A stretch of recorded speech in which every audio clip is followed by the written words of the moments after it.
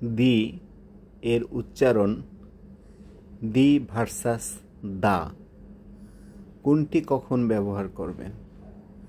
আজকে আমরা সেই বিষয়টি নিয়ে কথা বলবো।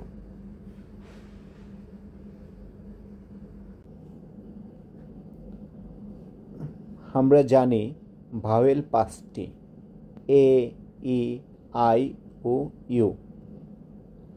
দি এর উচ্চারণ নির্ভর করে পরবর্তী শব্দের প্রথম বর্ণের ধ্বনির উপর।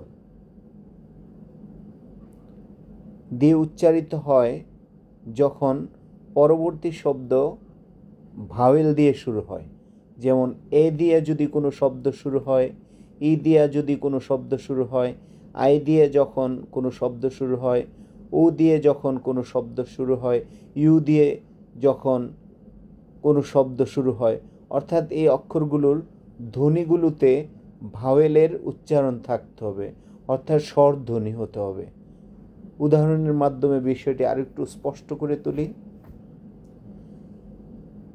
দি অ্যাপল, এখানে দি এর পরে অ্যাপল শব্দটি এ দিয়ে শুরু হয়েছে, এই জন্য আমরা অ্যাপল শব্দটির পূর্বে দি শব্দটির উচ্চারণ করব দি অ্যাপল।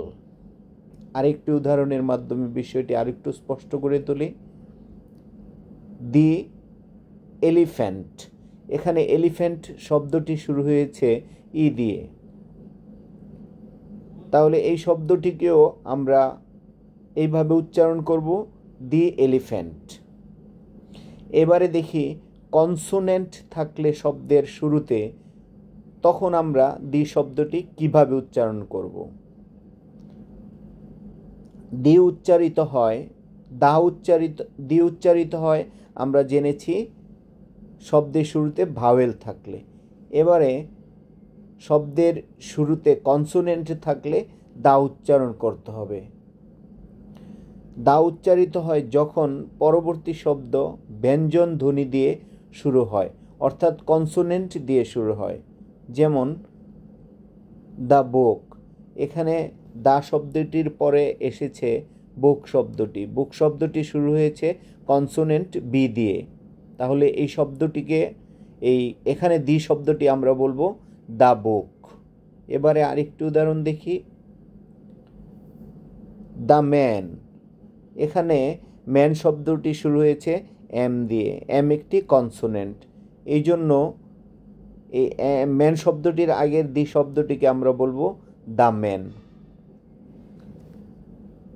তো সুতরাং আমরা এখান থেকে শিখলাম, যখন ভাওয়েল দিয়ে কোনো শব্দ শুরু হবে এবং উচ্চারণ ভাওয়েলের মতো হবে, এর পূর্বে দি বসলে ওই শব্দটিকে আমরা বলবো দি। এবং যখন কোনো শব্দ কনসোনেন্ট দিয়ে শুরু হবে, ওই শব্দের আগে যখন দি বসাবো এবং ওই কনসোনেন্ট সাউন্ডটা যদি ব্যঞ্জন ধ্বনির মতো হয়, অর্থাৎ কনসোনেন্ট সাউন্ড হয়, তখন এখানে দা উচ্চারণ করব। ধন্যবাদ সবাইকে আজকের ভিডিওটি দেখার জন্য।